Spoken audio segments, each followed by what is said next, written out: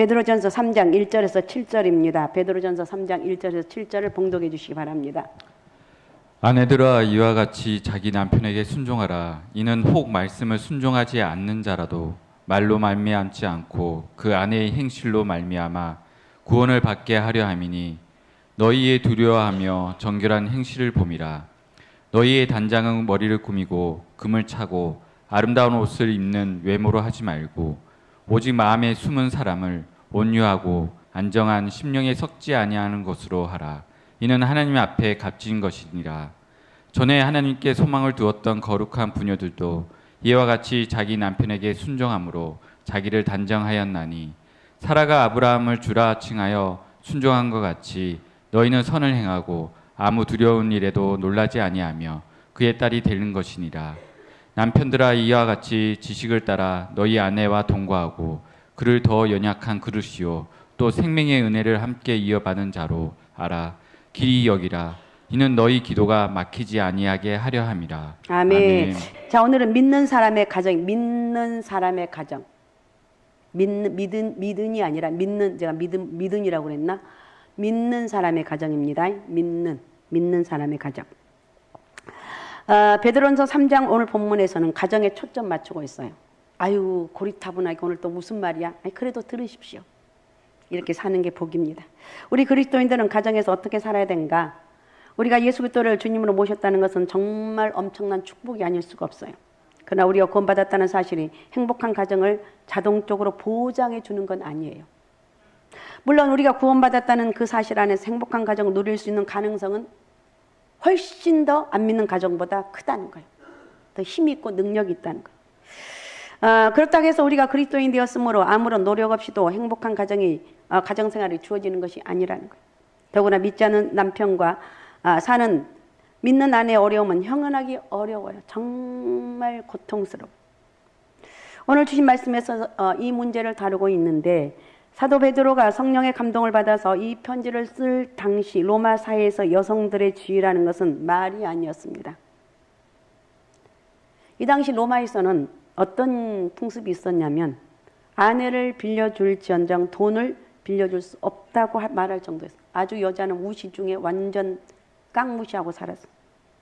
그만큼 여성의 지위가 형편없는 시대였습니다. 그런 사회 속에서 더구나 예수 그리스도를 믿으면 핍박과 고난을 받는 사회 속에서 불신자인 남편과 같이 살면서 신앙생활과 가정생활을 어떻게 영위해야 될 것인가, 이것이 문제가 되었습니다. 그래서 사도 베드로는 특별히 그런 어려운 처지에 있는 아내들에게 이 편지를 씁니다. 그래서 안 믿는 남편, 또 믿음에 그랬다가 하나님을 떠나서 있는 그런 가정들도 있을 거예요. 오늘 말씀 잘 듣고, 아이고 고리타분해 이러지 말고 잘 듣고 이 말씀의 은혜가 여러분 가운데 있으시기 바랍니다. 자, 오늘 주신 말씀 1절부터 6절까지는, 이제 7절은 또 두 번째 말씀을 드릴 것이고 1절부터 6절까지는 이런 분위기 속에 살고 있는 아내가 믿지 않는 남편을 향해서 어떤 태도를 가져야 되는가에 대해서 말씀하고 있어요. 이 말씀은 한마디로 말하면 순종하라 그랬어요. 다른 거 다 해서 순종하라. 아니, 개망나니 같은 그 남편한테 순종하라고요? 그게 순종하래요. 성경은 그렇게 말하고 있어요. 만일에 성경을 모르고 하나님의 뜻을 모르는 사람이 이런 분위기 안에 있는 아내들에게 편지를 쓴다면 저항하라고 했어요. 야, 뭘 순종해? 발로 뻥 차버리지. 이랬을 거예요. 그런데 놀랍게도 성경은 순종을 강조하고 있어요. 1절 한번 읽어주시기 바랍니다. 1절. 아내들아 이와 같이 자기 남편에게 순종하라. 이는 혹 말씀을 순종하지 않는 자라도 말로 말미암지 않고 그 아내의 행실로 말미암아 구원을 받게 하려 함이니. 네. 아내들아 이와 같이 자기 남편에게 순종해라 이렇게 말씀하시면서 말씀을 순종하지 않는 자라 할지라도 아내의 행실로 말미암아 구원을 받게 하려 함이라 그랬어요. 우리는 지난 시간에 잊어먹었겠지만 예수 그리스도는 억울한 고난, 애매한 고난을 받으면서도 원망하지 않으시고 하나님 뜻에 순종했다는 말씀 보았어요. 그러면서 우리에게도 순종해라 이렇게 말합니다. 여기서 말씀하는 순종이란 본래 어떤 지위나 위치 아래 자신을 두는 것을 뜻하는데, 그러므로 순종이란 말은 질서의 중요성을 강조하고 있습니다. 여성이 남성보다 열등, 열등하게 못났기 때문에 하나님께 여성을 향해서 남편에게 순종하라고 말하는 것이 아니에요. 남자들 너무 우쭐할 필요가 없어요. 질서를 사랑하시고 굉장히 하나님 질서를 사랑하셔요. 아내의 심리를 아시는 하나님께서는 가정의 행복을 위해서 아내의 순종을 강조하고 있어요. 오늘 주신 말씀에서 말씀하는 남편은 예수 믿는 남편이 아니에요. 믿지 않는 남편이라 할지라도 그 남편에게 순종해야 된다고 강조하고 있어요. 그 이유가 무엇인가? 우리 가운데 믿지 않는 남편을 모시고 계신 여성도님께서는 이 말씀을 잘 들으시고 묵상하셨으면 좋겠습니다. 아내가 남편에게 순종해야 될 이유가 뭔가? 첫 번째, 주님의 명령이라는 거예요. 그냥 명령이니까 순종해라. 다른 거 다 딱 덮고 순종해라. 순종할 수 없는데요. 그래도 순종하라는 거예요. 1절을 오늘 주신 1절 앞부분에 보면 아내든 자들아 이와 같이 자기 남편에게 순종하라. 이것이 명령이에요. 순종해라. 명령하고 있어요. 이것은 남편의 명령이 아니라 주님의 명령입니다. 우리는 여기서부터 출발해야 되는데 다시 말씀드리지만 여성이 절대로 남자보다 못났기 때문이 아니라는 거예요. 열등성이 있기 때문이 아니라는 거. 여러분 요즘 보면 여자들 얼마나 잘난 여자들이 많아요. 그래도 남편 앞에는 순종해라 이렇게 말하고 있어요. 창세기 1장 27절 28절을 읽어주시기 바랍니다. 하나님이 자기 형상 곧 하나님의 형상대로 사람을 창조하시되 남자와 여자를 창조하시고 하나님이 그들에게 복을 주시며 하나님이 그들에게 이르시되 생육하고 번성하여 땅에 충만하라 땅을 정복하라 바다의 물고기와 하늘의 새와 땅에 움직이는 모든 생물을 다스리라 하시니라. 아멘. 그러니까 오늘 여기에 창세기 1장 27절 28절의 말씀은 남자와 여자에게 똑같은 권한을 주셨어요. 땅을 정복하고 다스리는 권한을 똑같이 부여했다는 거. 자, 갈라디아서 3장 28절도 읽어주시기 바랍니다. 너희는 유대인이나 헬라인이나 종이나 자유인이나 남자나 여자나 다 그리스도 예수 안에서 하나이니라. 예. 아멘. 성경 어디에도 여성이 남성보다 못하다고 말한 곳이요 열등하다 이렇게 말한 곳은 없어요. 그럼에도 불구하고 성경은 질서의 중요성을 말하고 있어요. 가르치고 있다는 거예요. 그리고 남편을 한 가정의 머리로 세웠다는 것을 강조하고 있어요. 네 가정의 머리는 남편이야. 말도 안 돼요. 저도 할 수 있거든요. 그래도 남편이 머리야. 이렇게 말하고 있어요. 남편이 아내의 머리라는 것은 남편이 아내의 독재자가 되라는 의미가 아닙니다. 하나님께서 한 가정을 통해서 말씀하시고 이 가정에서 하나님의 뜻이 이루어지도록 하기 위해서 하나님은 아담을 가정의 지도자로 삼기를 원하셨어요. 자, 7절 한번 읽어주시면 7절. 남편들아 이와 같이 지식을 따라 너희 아내와 동거하고 그를 더 연약한 그릇이요 또 생명의 은혜를 함께 이어받을 자로 알아. 기이 여기라. 이는 너희 기도가 막히지 아니하게 하려 함이라. 예. 아멘. 남편과 아내는 생명의 은혜를 받는 일에 있어서 전혀 차별이 없어요.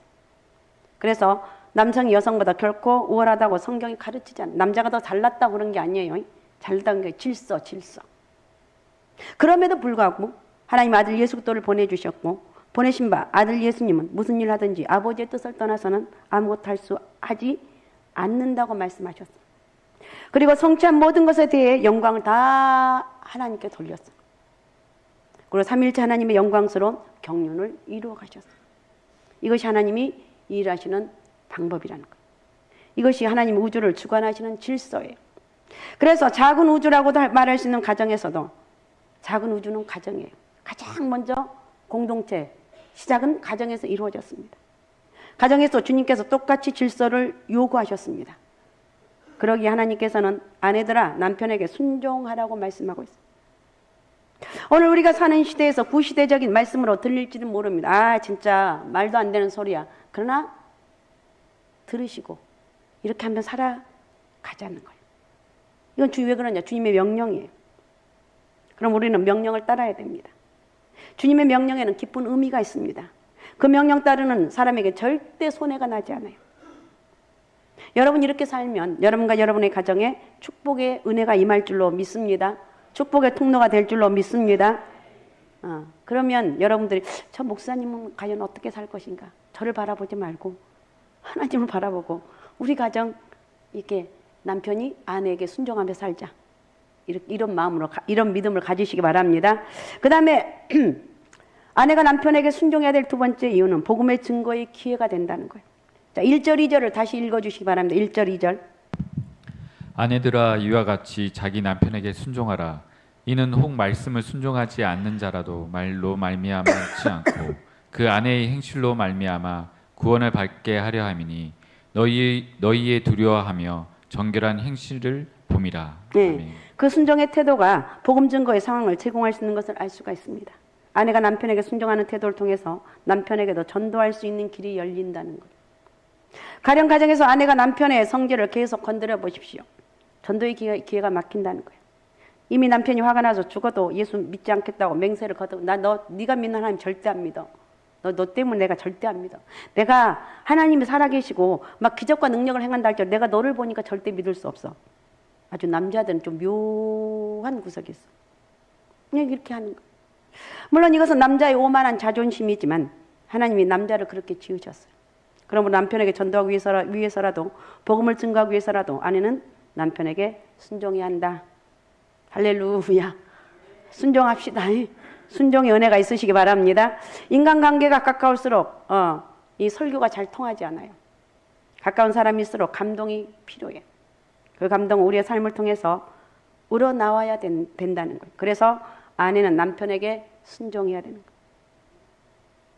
그래서 믿음의 사람을, 믿지 않는 그 남편을 믿게 하기 위해서 순종해라 이거예요. 여기에 나오는 말이라는 것은 우리가 흔히 말하는 말씀이 아니에요. 이것은 어떤 특정한 하나님 말씀 의미하는 것이 아니라 잔소리. 여자하면 아내 잔소리가 생각나죠. 사랑하는 남자들. 아내의 잔소리가 남편을 구원시키지 못한다는 거예요. 어느 여성도가 믿지 않는 남편에게 전도하기 위해서 남편에게 설교를 들려주기 위해서 기독교 방송을 크게 틀어놓고 자기는 열심히 기도했다고 합니다. 그러던 어느 날 목사를 찾아서 말합니다. 목사님, 요새는 제 남편이 아예 집에 들어오지도 않아요. 이렇게 너무 듣기 싫으니까 안 들어온다는 거. 어거스틴의 어머니 모니카를 기억하시죠? 모니카는 아들 어거스틴을 구원하기 위해서 오랜 세월 동안 기도했습니다. 그리고 그 방황했던 남편도 죽기 직전에 주님 앞으로 돌아왔습니다. 그것도 모니카의 간절한 기도가 영광스럽게 응답된 거예요.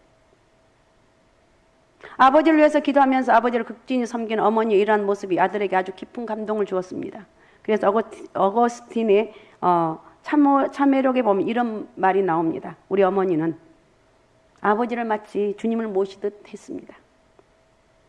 모니카의 이런 삶의 태도가 깊은 감동을 주어서 마침내 그 남편을 그리스도 앞으로 인도할 수가 있었습니다.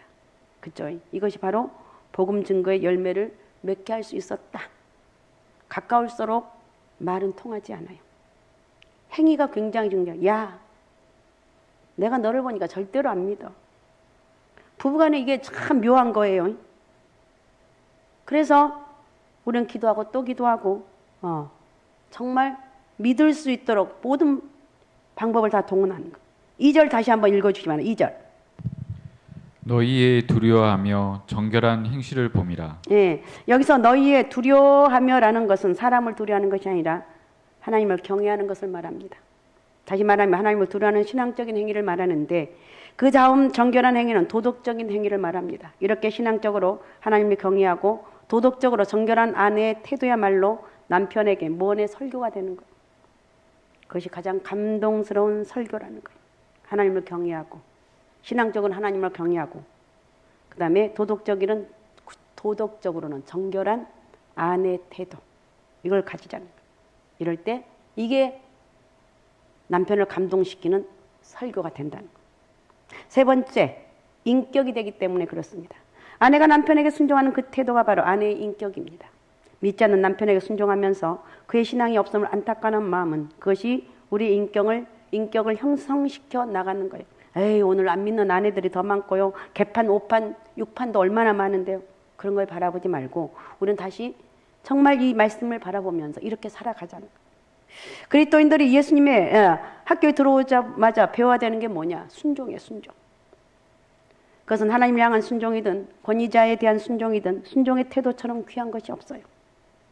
이것이 우리를 훌륭한 인격으로 단장시켜 줍니다.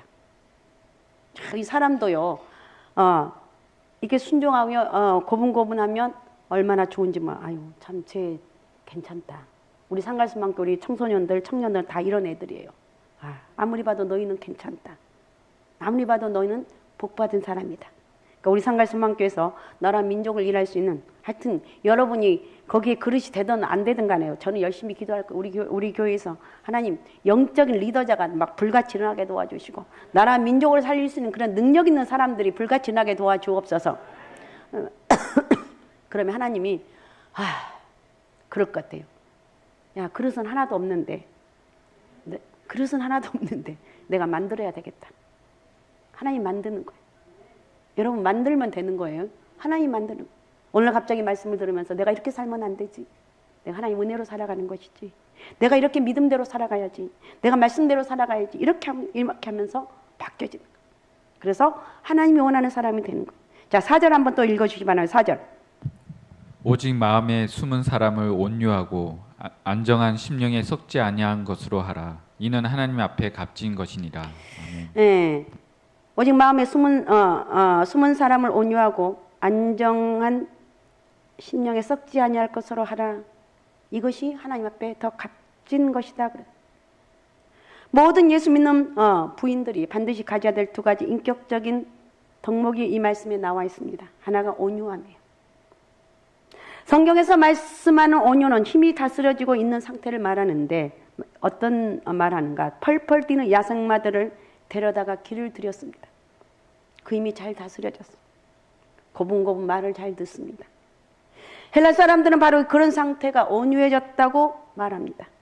사람으로 말하면 잘 통제되고 잘 통제되고 있는 인격을 말한다는 거예요. 그래서 남편이 믿지 않는다고 해서 같이 펄펄 뛰고 성질내면 안 된다는 거예요. 온유함이야말로 예수 그리스도의 가장 중요한 성품이다. 예수님께서 뭐라고 말씀하십니까? 나는 마음이 온유하고 겸손하니라고 말하고 있습니다. 주님의 성품 가운데 가장 먼저 강조된 것이 온유입니다. 그리고 다른 하나는 안정이에요. 안정. 여기서 말하는 안정이란 말은 고요하다는 말인데 고요한 태도를 말합니다. 예수 믿는 사람은 고요하다는 말 좀 그렇고 조용히 해야 된다. 뭐라고 해야지 있죠. 여러분 생각을 한번 해보십시오. 예수 믿는 사람이 막 떠들썩하면 안 된다는 거예요. 그럴 때 사람들이 안 믿는 것들을 하면 안 돼요. 안 믿는 사람들이 저 여자 예수 믿더니 말만 많아졌다는 그런 말을 들어서는 또 안 된다는 거예요. 예수 믿는 사람은 말을 오히려 적게 해야 돼요. 예수 믿지 않는 남편과 사는 아내는 남편에게 하나님에 대한 얘기를 많이 하려 하지 말고 오히려 하나님께 남편에 대해서 말씀 많이 기도를 많이 하는 거예요. 하나님, 우리 남편이 어쩌고 저쩌고 우리 준서 아버지가 교회를 다니다가 지금 안 다녀요. 그러니까 준서 엄마가 새벽마다 와서 열심히 기도합니다. 하나님, 우리 남편 기도하는 게 뭐겠어요? 예수 다시 믿게 해주세요. 하나님 안에 거하게 해주세요. 또 그런다고 그러지. 어떤 우리 준서 엄마가 그런 게 아니라 어떤 사람은 야, 네가 기도 안 하니까 내가 지금 이렇게 힘들어. 기도하면 아무 말 안 한대요. 좀 자기 일이 안 풀리면은 갑자기 와서 야, 너 기도하냐? 네가 기도 안 하니까 내가 안 되잖아. 그러면 진짜 별꼴이야. 그런 말이 여기까지 올라오는데 그냥 참으라는 거야. 이게 바로 오늘 성경적이에요. 어쨌든 사람에게 하는 말은 오히려 번거로움이 될 수가 있습니다. 그래서 예수 믿는 아내는 조용하게 삶을 살아가면서 그 인격을 기도하면서 단장을 하라는 거예요. 저는 아무것도 할 수가 없습니다. 하나님 은혜가 없이는 살 수가 없습니다. 사방팔방을 봐도 하나님 은혜로 내가 살아갑니다. 이런 고백을 하는 거예요. 자, 3절 다시 한번 읽어주시기 바랍니다. 3절. 너희의 단장은 머리를 꾸미고 금을 차고 아름다운 옷을 입는 외모로 하지 말고. 네, 이 당시 로마 사람들은 단장하기를 엄청나게 좋아했어요. 로마 여자들은 머리 위에 장식품을 엄청나게 하고 다녔어요. 지금도 로마 사람은 세계에서 제일 멋을 부린다고 그러는데 난 잘 모르겠어. 그런지 어쩐지. 그리고 여기 말씀에 보면 금을 차고 다녔다고 했는데 이 말씀의 본래 뜻은 금으로 둘러싸여 있다는 거예요. 머리를 예쁘게 꾸미고 금반지를 끼는 것에 대해 성경이 시비하려는 것이 아니에요. 너무 지나치게 너무 지나치게 사치한 옷을 입는 그러한 단장보다 더 중요한 단장은 내적인 인격의 단장이라는 것을 성경이 강조하고 있다는 거예요. 이 단장이란 말은 헬라어에서 코스모스라는 말을 사용을 합니다. 코스모스란 우주를 뜻합니다. 그런데 이 코스모스란 말은 질서 있는 우주를 의미한데, 재미있는 것은 영어로 화장품이란 말이 코스모스라는 말에서 나왔다는 거예요. 그러니까 화장은 질서 있게 아름답게 해야지 질서 없이 마구 하면 안 된다는 거예요. 아름다움은 질서 속에서 찾아질 거야. 질서가 딱딱딱해지면 괜찮다. 우리 그 카리스 바락이 찬양할 때도 질서 속에서 참 예쁘게 잘해요. 그래요, 안 그래요? 그죠? 질서 속에 잘하는 거예요. 이게 아름다운 거예요. 우리 학생들, 청년들이 이렇게 찬양하는 모습이 얼마나 귀하고 아름다운지 몰라요. 자, 4절 다시 읽어주시면 4절. 오직 마음에 숨은 사람을 온유하고 안정한 심령에 썩지 아니한 것으로 하라. 이는 하나님 앞에 값진 것이니라. 아멘. 겉으로 아무리 화려하고 단장해도 화려하게 단장해도 그것은 다 썩어질 아름다움이에요. 그것은 일시적인 감동을 줄 수 있을지 모르지만 영원히 감동시킬 수는 없어. 결국 아내가 얼마나 내적인 아름다움을 갖고 있느냐 하는 것에 남편 예수 그리스도 앞으로 나오는 최후의 기쁨을 얻을지 못 얻을지 여부가 달려 있다는 거예요. 아내를 통해서 남편이 구원을 받게 된다. 하긴 어떤 가정은 남편은 믿음 생활 잘하는데 아내 때문에 늘 이렇게 걸림돌이 되는 그런 가정도 있어요. 근데 아내가 남편만 열심히 하면 남편이 넘어질 가능성도 많이 있더라고요. 어쨌든 왜 아내가 남편에게 순종해야 되는가? 그것은 아내의 인격적 단장의 길이라는 거예요. 잠언 11장 22절을 한번 읽어주시기 바랍니다. 잠언 11장 22절. 아름다운 여인이 삼가지 아니하는 것은 마치 돼지코의 금고리 같으니라. 네, 이 말씀은 내적인 아름다움 없이 외적으로만 단장하는 것이 얼마나 우스꽝스러운 것인지를 표현하고 있어요. 삼가지 아니한다는 말은 온유하지 않고 그리스도인의 아름다운 태도를 갖지 못한다는 거예요. 그것은 마치 돼지코의 금고리 같다는 거예요. 돼지코의 금고리가 있으면 얼마나 꼴불견이냐는 거예요. 우리 예수 믿는 사람은, 오늘 여기 오신 모든 분들은 정말 온유한 사람, 안정된 사람, 하나님 은혜가 함께하는 그런 역사가 있으시기 바랍니다. 그 다음 네 번째, 믿음의 선배의 본을 따르는 것이라고 말하고 있는데, 우리가 순종하는 것은 바로 믿음의 선배의 본을 따르는 거예요. 5절 한번 읽어주시면 5절. 전에 하나님께 소망을 두었던 거룩한 부녀들도 이와 같이 자기 남편에게 순종함으로 자기를 단장하였나니. 네, 전에 하나님께 소망을 두었던 거룩한 부녀들도 이와 같이 자기 남편에게 순종했다. 순종하면서 자기를 단장했다. 그러면서 6절을 예로 듭니다. 6절도 읽어주시기 바랍니다. 사라가 아브라함을 주라 칭하여 순종한 것 같이 너희는 선을 행하고 아무 두려움 이래도 놀라지 아니하면 그의 딸이 된 것이니라. 아멘. 아브라함의 믿음의 조상이라면 사라는 믿음의 어머니예요. 근데 이 사라도 아브라함을 주라고 불렀어요. 그러면서 남편에게 순종했다고 합니다. 사라라는 이름에는 여왕이라는 뜻이 있습니다. 자기 남편을 왕으로 모시지 못하는 사람은 여왕으로 대접받을 자격이 없습니다. 자기 남편을 왕으로 모시는 사람이야 이라야지 여왕으로서의 대접을 받을 권리가 있다는 것. 그러므로 여러분, 가정의 남편을 왕으로 모시기 바랍니다. 우리 남편은 왕이야. 할렐루야. 우리 남편은 왕이야. 그러니까 우리 청년들, 우리 학생들 결혼을 이제 앞으로 다 할 거죠. 다 하는데, 자, 해야 되는데 우리 가정의 아내는 어떤 사람을 만나야 될 것인가? 우리 남편의 우리 가정의 내가 어떤 남자를 남편으로 만나? 이거 한번 좀 오늘은 기도해 보면서 생각해 보시기 바랍니다. 조금 부족해도, 조금 나보다 못났어도, 뭐 못난 것이 어떤 의미인지 모르지만 조금 그런다 할지라도 예수 믿는 사람이면 통과. 믿습니까? 믿습니까? 예수 믿는 사람을 꼭 만나야 돼. 꼭 만나야 돼. 제가 이렇게 쭉 보면 예수 믿는 남자들은 처음에는 얼레벌레 할 때가 있어요. 얼레벌레 할 수가 있어요. 그런데 갈수록 이 남자들이 딱 부러지고 아주 야무져지고 아주 하나님의 사람으로 딱 변화되는 모습을 볼 수가 있어요. 그래서 어떤 상황 가운데 있다 할지라도 예수 믿는 남편을 그런 남편을 만나야 될 줄로 믿습니다. 사랑하는 여자들이요. 그냥 못 만나면 그냥 처녀로 살아. 하나님 나 믿는 사람 안 주면 저는 시집 못 가요. 이런 마음으로 가지고 환경 보지 말고 이 사람 잘났다 이런 걸 보지 말고 이 사람이 예수 믿는 사람인가 안 믿는 사람 이걸 먼저 보라는 거예요. 똑바로 예수 믿는 사람을 만나야만이 진짜로 행복한 가정, 복 있는 가정이 될 줄로 믿습니다. 할렐루야. 모든 여성들의 마음속에는 여왕이나 공주가 되고 싶어하는 의식이 있다고 그럽니다. 이것을 심리학자들은 여왕 콤플렉스, 공주 콤플렉스라고 하는데 모든 여성들의 밑바닥에는 여왕으로 대접받고 싶어하는 심리가 깔려 있습니다. 그래서 그렇게 되기 위해서는 먼저 여러분의 남편을 왕으로 대접해 주라는 거예요. 사랑, 당신이 왕이야. 우리 집의 최고의 왕은 당신이야. 이제 할 수 있죠. 사랑하는 여자들이요, 여성들이요, 권사님들, 집사님들, 우리 남편은 왕이다. 알았습니까? 한번 여자들만 따라해 봐요. 우리 남편은 힘있게 해봐요. 우리 남편은 왜 안 하는 거예요? 우리 남편은 왕이다. 한 사람 몇 사람만 하는 것 같은데 왕이라고 해야 돼. 그러니까 오늘 집에 가시면 다 이제 잘 수도 있지만 내일부터 당신은 우리 집의 왕입니다.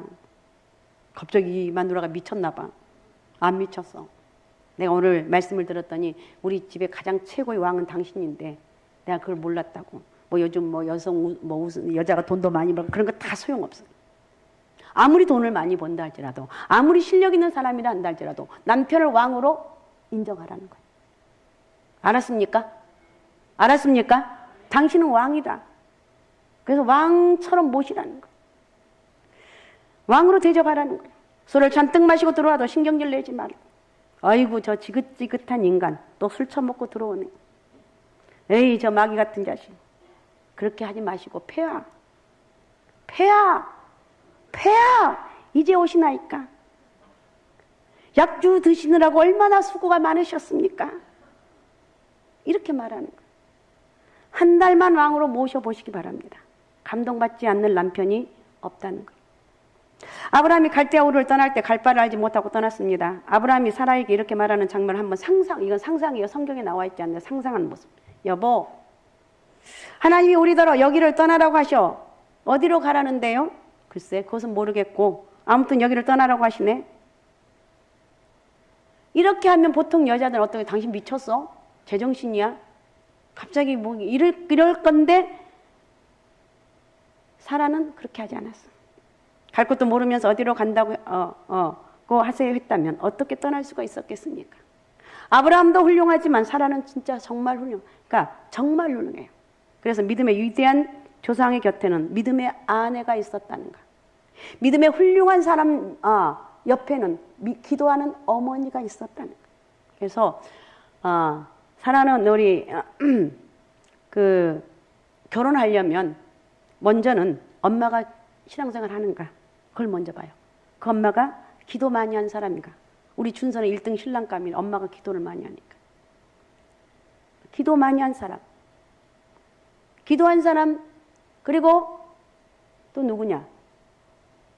진서 엄마도 새벽마다 안 빠지고 와서 기도하는 거. 기도 많이 하는 아내. 기도 많은 여자를 보고 그러니까 엄마가 기도하는 사람인지 이걸 보라는 거예요. 이걸 보고 조금 부족해도 남편이 조금 혹시 남편 될 사람 조금 부족해도 걱정하지 말고 얼마나 기도하겠어요. 기도가 답이에요. 기도로 하나님 만들어가는 거예요. 그래서 믿음의 조상 곁에는 믿음의 아내가 있다고 말씀드렸습니다. 믿음의 아내가 있다는 거예요. 어떻든 사랑하는 우리 아내 되신 여러분 그리고 아내 되실 여러분들 앞서간 믿음의 여성들의 본을 따라서 남편을 향한 이 순종의 태도로 이걸 정말 중요하게 여기라. 내가 돈을 더 많이 벌고 내가 더 힘있고 능력있고 그거 아니에요. 괜찮아요. 그런다 할지라도 남편을 당신은 내 인생의 가장 소중한 사람이라고 이렇게 하면서 인정을 하라는 거예요. 그러면 여러분도 사랑받는 사람이 될 줄로 믿습니다. 할렐루야. 그렇게 합시다. 그렇게 살아갑시다. 사라처럼 여러분도 하나님 앞에 여왕이 되시라는 거예요. 그럼 남편은 아내에게 어떤 태도를 가져야 되는가? 먼저 오늘 주신 말씀 7절 한번 다시 읽어봅니다. 7절 읽어주세요.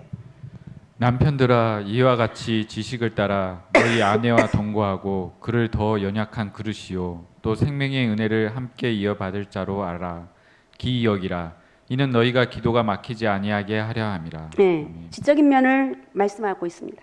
남편은 아내에 대해서 잘 알아야 돼요. 남편들은 일반적으로 아내에 대해서 잘 몰라요.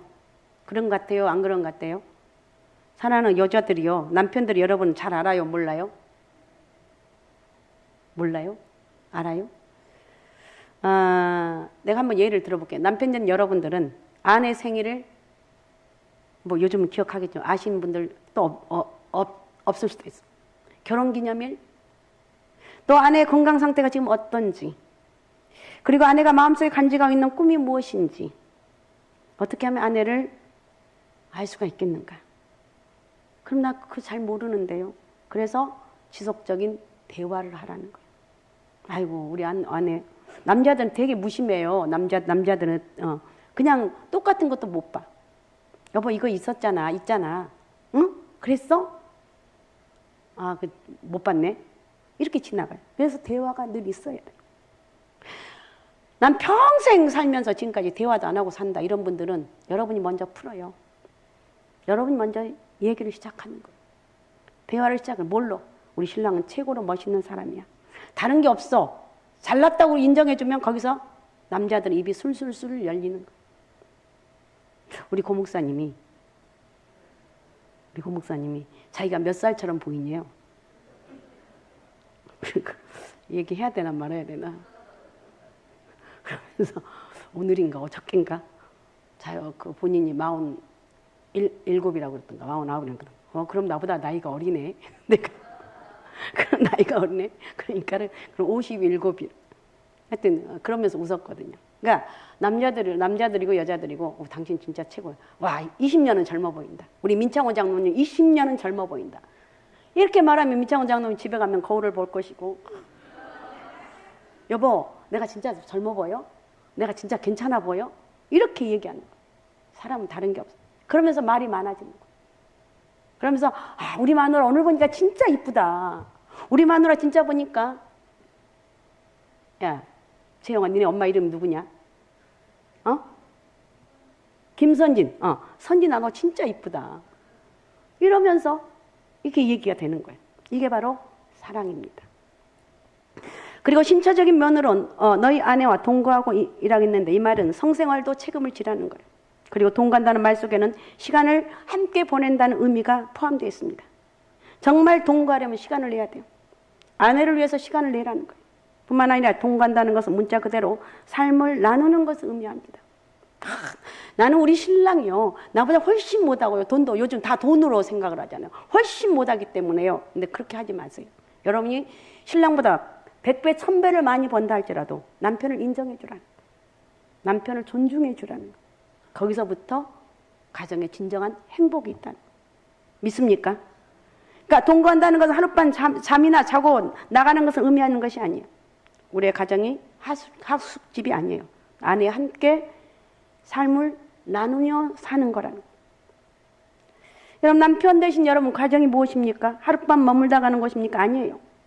가정은 정말 삶을 나누는 것이어야 돼요.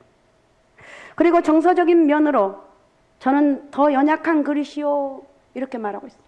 연약한 그릇이란 깨어지기 쉬운 그릇이라는 뜻이에요. 아내들은 깨어지기 쉬운 그릇이에요. 여자들은 참 연약해요. 깨지기 쉬운 그릇을 한번 놓쳐보세요. 그 깨지는 소리가 얼마나 요란하는지. 그러므로 조심스럽게 잘 다루라는 거예요. 다시 말하면 아내들은 정서적인 민감성에 있어서 남편들보다 훨씬 뛰어나다는 거예요. 이런 정서적인 민감성 앞에 남편은 어떻게 대응해야 되는가? 아내 행복은 큰 것에서 오는 게 아니에요. 가장 작은 것을 통해서. 남편이 집에 들어오기 전에 아내가 집안 장식 하나를 바꿔놓아서 새로운 분위기를 만들려고 노력했는데 멍청한 남편들이 집에 들어오면서 달라진 분위기를 아는 척이나 합니다. 몰라요. 절대 몰라. 우리 고목사님 보니까 절대 몰라.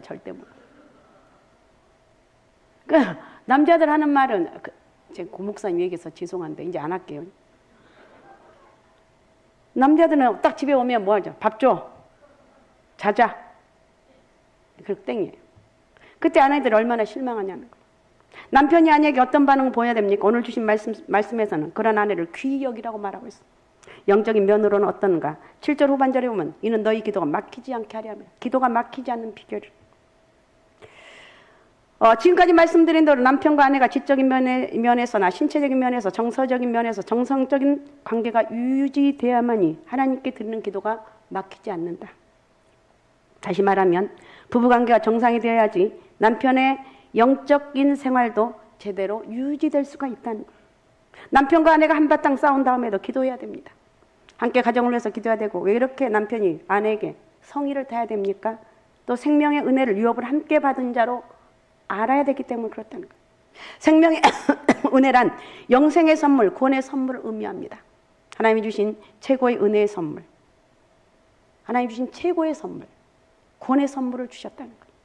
그 영원한 생명의 선물을 같이 우리가 누려야 된다는 거예요. 믿지 않는 남편이 예수 믿어야 되고 믿지 않는 여성이 예수 믿어야 되고 요즘 다 모든 게 돈으로 당신 얼마나 벌어?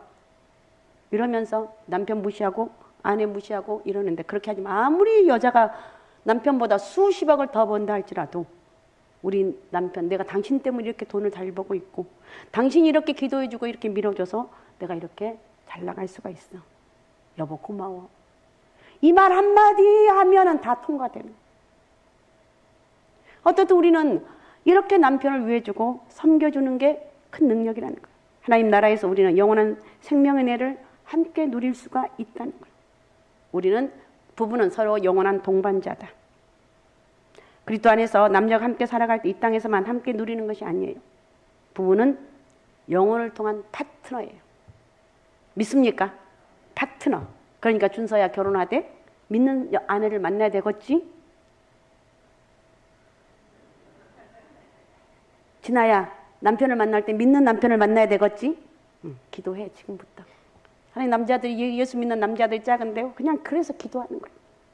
하나님 내 남편 가면 어디가 있어요? 준서입니까? 그냥 이거 내가 해본 말이고 기도하라는 거예요. 우리 준서가 할수록 인기가 좋아지겠어. 믿음의 사람이기 때문에. 우리 준서 또 누구냐? 승현이 왔냐 안 왔냐? 하여튼 믿음의 사람들이 남편들은 조금 부족한다 할 때 믿음의 사람은 꼭 만나요. 아셨습니까? 알았습니까? 기도하는 사람을 만나라는 거예요. 믿음의 사람을 만나라는 거예요.